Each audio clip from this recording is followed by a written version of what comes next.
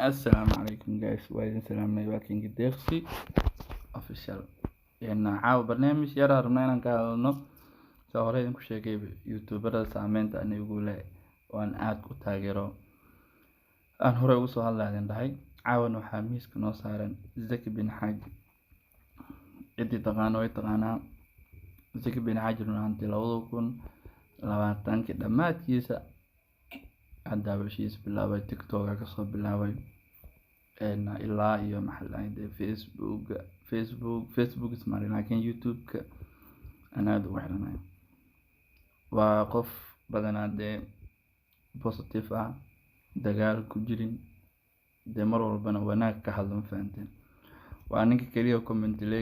commentile hadaa maqashay ninka soo anbixi waayo saraakiishiisa ku jirnaa waa ninka kaliya dad badan caan ka dhigay waa nin kaliya videoyaal badan oo dadka bulshada aansan arkin xataa banaanka soo dhigay dee waxaan dhihi karnaaba oo qof mar walba dhexdhexaad ah wanaag badan video soo geliya aragtin videoyaal saameyn leh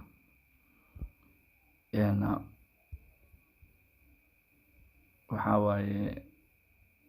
qofka ragaa libintiisana waxaa loo qiraa fahanteen marka guys Zaki bin Xaaji wasiirka arrimaha dibadda hadda waxaa waaye barnaamijkiisa ku aad loo xiiseeyo waxaa waaye fashalka waxaa waaye shirka taleefanada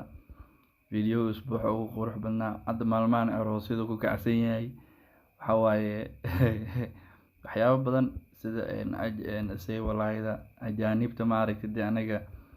buuq nagu soo furayso Soomaalida dhan walba ka difaacay ninkii Soomaali magaceeda meel sare gaarsiiyay dhanka TikTok hadii la dhaho waxa waa bulshada kicin karo magac Soomaaliyeedna xifdinayo waay markii Zaki bin Xaaji waxaan ku leeyahay walaal guuleyso horeen u soco YouTuber kaliya ma iyo maxaa tiri Soomaali dhanba waxa way isku mid ay wada yihiin waliba aniga dhanka maay ku socdo waxaan leeyahay wasiir horeen dareer waayo maay badan oo ka qaldagna ma barjeynaan yeeskii musaxadoona maxaa tiri waxa way kula jiraan hore u soco aan leenahay barnaamijyo badan hawada ka saartay soonkii hore ilaa hadda marka waxaan ku leenahay sanadkan 2024 waxaan rajeynayaa dadkii milyanka ka badan ka gaar inaan noqotid guys subscribe inta anigu xiranna wasiirka ku sii xirmaan inta waxa waa wasiirka taqaan videogan gaarsiin waxaan leeyahay assalaamu calaykum waraxmatullaahi wabarakaatuh barnaamijka caawa yaraa oo ugu talagalay taas noogu yahay waxaan leeyahay subscribe like share hadii wasiirka aad taageersan tahay videogan gaarsiin commentigana ku reeb barnaamijka aad u xiiseyso barnaamijka asleeyahay wasiirka waxa waaye soonka kadib ma soo celin dib ha u soo celiyo